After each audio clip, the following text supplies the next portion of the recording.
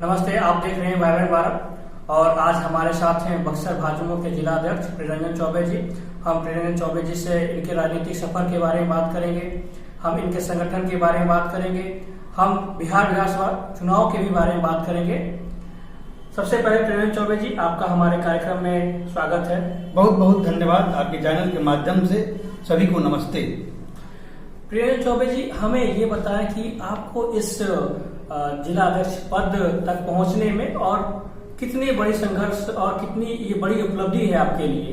देखिए, उपलब्धि का अगर आप बात करते हैं तो विश्व की सबसे बड़ी पार्टी का युवा मोर्चा का जिला अध्यक्ष बनना अपने आप में एक गौरवान्वित विषय है और मैं अपने आप को इस विषय के लिए गौरव मानता हूँ इस चीज को। और जहां तक मेरे राजनीतिक जीवन का सफर का सवाल रहा है तो मैं 2007 से जब से मैं ग्रेजुएशन में एडमिशन लिया तब से मैं विद्यार्थी परिषद का एक कार्यकर्ता रहा हूँ। विद्यार्थी परिषद के भी विभिन्न दायित्वों का मैंने निर्वहन किया है और 2013 तक मैं विद्यार्थी परिषद में रहा प्रत्यक्ष रूप से।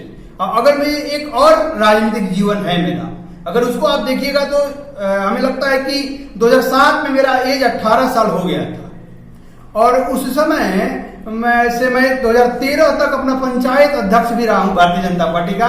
ऐसा मेरे साथ हुआ है कि मैं 2 बार पंचायत अध्यक्ष भी रहा हूं। 3-3 साल का कार्यकाल मैं पंचायत अध्यक्ष के रूप में पूरा किया है। इसके बाद सक्रिय राजनीति में 13 से मैं रहा, जब आरटीआई मंच का मैं जिला अध्यक्ष रहा। 17 में बिहार प्रदेश का भाजपा के प्रदेश कार्य समिति सदस्य रहा और पार्टी ने मुझे ये सारी गतिविधियों को देखते हुए 2020 में मुझे भारतीय जनता युवा मोर्चा का जिला अध्यक्ष का दायित्व दिया है। तो मैं इस दायित्व का निर्वहन अपने तरीके से और संगठन के तरीके से भरपूर तरीके से अच्छे तरीके से निभाने की कोशिश कर रहा हूँ। प्रियरंजन चौबे जी, आपकी संगठन की क्या इस प्रक्रिया है और इस बिहार विधानसभा चुनाव में अभी क्या तैयारियां हैं? देखिए, बिहार विधानसभा चुनाव की तैयारियां भारतीय जनता पार्टी हमेशा चुनाव के लिए तैयार रहती है। कोई बिहार विधानसभा चुनाव के लिए प्रॉपर तैयार होने की जरूरत नहीं है। भारतीय जनता पार्टी का एक एक कार्यकर्ता और उसमें भी यूथ, भारतीय जनता युवा मोर्चा का एक एक कार्यकर्ता चुनावी मूड में है और चुनाव के लिए तैयार है। चुनाव आज हो या चुनाव कल हो, हमें उससे कोई फर्क नहीं पड़ता। आपका उम्मीदवार के जो है उनके प्रति आप लोग का क्या रवैया है? देखिए, ये संगठनात्मक बात है। भारतीय जनता पार्टी संगठनात्मक तरीके से भारतीय जनता पार्टी के प्रत्याशी के रूप में जिसको भी टिकट देगी, भारतीय जनता पार्टी युवा मोर्चा का कार्यकर्ता और भारतीय जनता पार्टी के कार्यकर्ता चुनाव के लिए तैयार है। बस इंतजार इस चीज का है कि चुनाव आयोग कब बिगुल बजाती है और हम लोग मैदान में उतरे। चुनाव आयोग ने तो बिगुल बजा दिया है, तो हम लोग चुनाव आयोग ने बिगुल बजाया, हम लोग भी राजनीतिक मूड में है एकदम। चुनाव का तैयारी है और हम लोग विकास के दल। लेकिन जिस तरह से आप बक्सर में आप देख रहे हैं बहुत सारे कैंडिडेट घूम रहे हैं, उसके प्रति आपकी क्या राय है? देखिए, ये विषय संगठन का है और हमें लगता है कि जो व्यक्ति भी राजनीति करता है तो उसकी महत्वाकांक्षा रहती है। तो ये तय संगठन को करना है। संगठन जिसको भी टिकट देगी हम लोग उसके लिए लगेंगे और भारतीय जनता पार्टी और युवा मोर्चा का एक एक कार्यकर्ता इस चुनाव को जीतने में सक्षम है और जीत के दिखाएगा। बक्सर में 4 विधानसभा सीटें हैं। एनडीए गठबंधन के तौर पे 4 विधानसभा में हम लोग चुनाव जीतेंगे।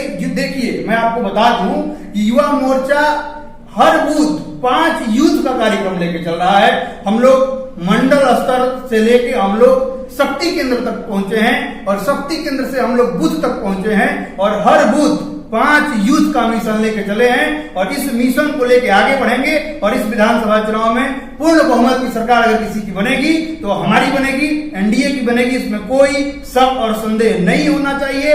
इसको मैं आपके चैनल के माध्यम से बता दूं। प्रियरंजन चौबे जी, जिस तरह से आपके सहयोगी दल जो चिराग पासवान है, जो एलजेपी के राष्ट्रीय अध्यक्ष भी हैं, वो बार सीटों के बारे में कुछ मनगढ़ंत या कुछ ऐसे कहेंगे, कुछ ऐसी बातें बोल रहे हैं जिससे खलबली मची हुई है आपके इस सहयोगी दलों के बीच में। देखिए, सहयोगी दलों के बीच में खलबली की कोई सवाल ही नहीं उठता। ये एनडीए के शीर्ष नेताओं का सवाल है। ये आपस में सब लोग मिल बैठ के इस चीज का निष्कर्ष निकाल लेंगे और हमें लगता है कि एनडीए एक मजबूत, जिस तरह से आज मजबूती से विकास के नाम पे चुनाव लड़ने की बात चल रही है, तो एनडीए के वरीय लोग इस चीज को सुलझा लेंगे और ये कोई विषय नहीं है। मैं नहीं मानता कि ये विषय है जिस सवाल को आप पूछ रहे हैं, कोई विषय नहीं है।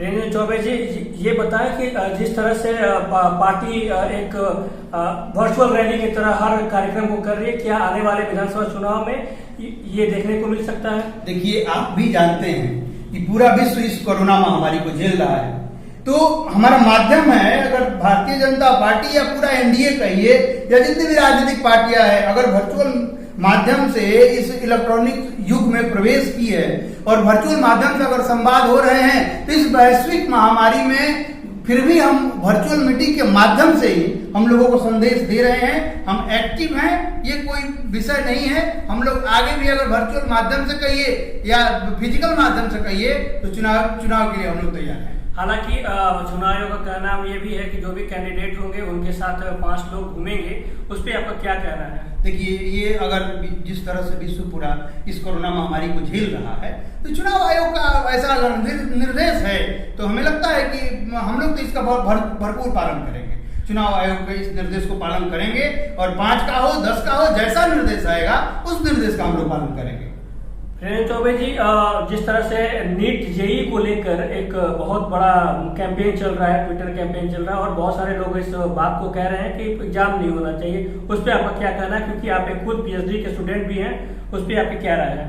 देखिए, मैं छात्र जीवन में मैं भी रहा हूँ, अभी भी मैं छात्र जीवन में हूँ, जैसा कि आपने कहा कि मैं पीएचडी कर रहा हूँ। तो जहाँ तक एग्जामिनेशन का सवाल है, तो मैं भी इस बात से सहमत हूँ कि एग्जामिनेशन होने चाहिए, लेकिन प्रॉपर एग्जामिनेशन हो तो उसके लिए सुविधाएं वैसी हो कि सोशल डिस्टेंस का पालन हो, उतने सेंटर हो, इसलिए कि सरकार तो कह रही है कि सोशल डिस्टेंसिंग है। हाँ, सोशल डिस्टेंसिंग का पालन कराते हुए एग्जाम लिया जाएगा और सोशल डिस्टेंस का पालन एग्जाम हो, इसलिए कि 1 साल किसी छात्र। क्या आप इसके पक्ष में हैं? किसके पक्ष में हम हैं? नेट जेई के एग्जाम के पक्ष में हैं आप? हाँ, नेट जेई का एग्जाम होना चाहिए, बिल्कुल होना चाहिए, इसलिए कि ये छात्रों का कैरियर का सवाल है ना। 1 साल आप किसी को पीछे नहीं कर सकते हैं। मैं नहीं मानता कि